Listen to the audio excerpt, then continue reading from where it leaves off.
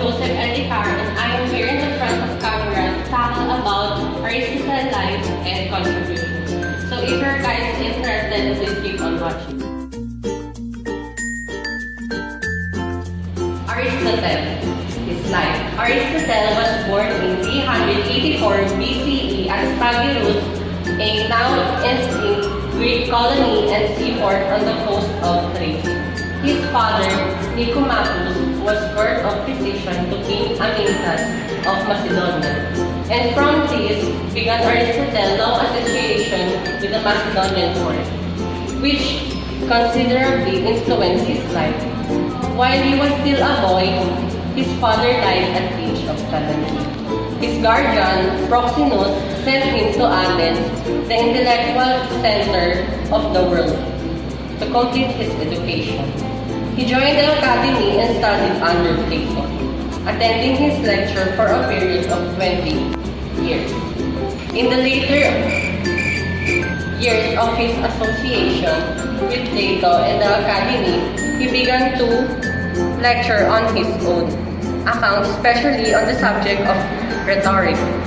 At the death of Plato in 347, the preeminent ability of Aristotle would seem to have designated him to succeed to the leadership of the academy.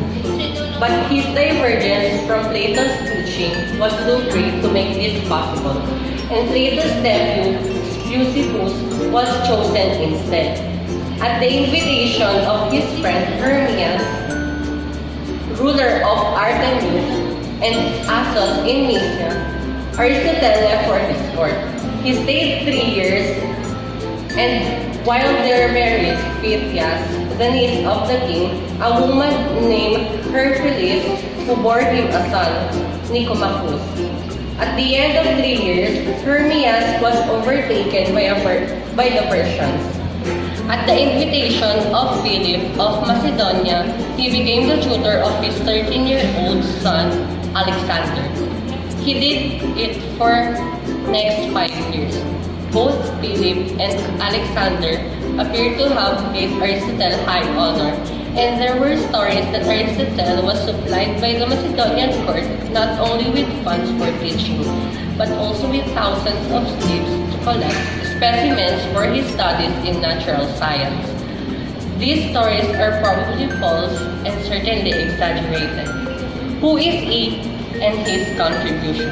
Aristotle is a towering figure in ancient Greek philosophy, making contribution to logic, metaphysics, mathematics, physics, biology, botany, ethics, politics, agriculture, medicine, dance, and theater. He was a student of Plato, who in turn studied under Socrates. He was more empirically minded than Plato or Socrates, and he's famous for rejecting Plato's theories of form. As a prolific writer and polymath, Aristotle radically transformed most, if not all, areas of knowledge he touched. It is no wonder that Aquinas referred to him as the simpleton philosopher. In his life, Aristotle wrote as many as 200 treatises, only which 31 survive. Unfortunately for us, these works are in the form of lecture notes and draft manuscript, never intended for general readers. So they do not demonstrate his reputed polished prose style, which attracted many great followers, including the Roman Cicero. Aristotle was the first to classify the areas of human knowledge into distinct disciplines such as mathematics, biology, and ethics. Some of these classifications are still used today. As a father of field of logic, he was the first to develop a formalized system for reasoning. Aristotle observed that the validity of any argument that can be determined by its structure than its content. A classic example of a valid argument is his syllogism. Aristotle's brand of logic dominated this area of thought until the rise of the modern propositional logic and predicate logic 2,000 years later.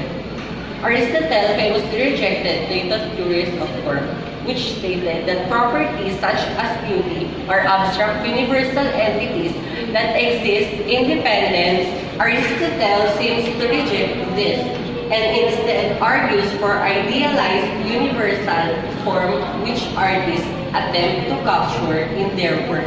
Aristotle was the founder of the Lyceum, a school of learning based in Athens, Greece, and he was the inspiration of peripatetics, his followers from the Lyceum. That's all. Thank you.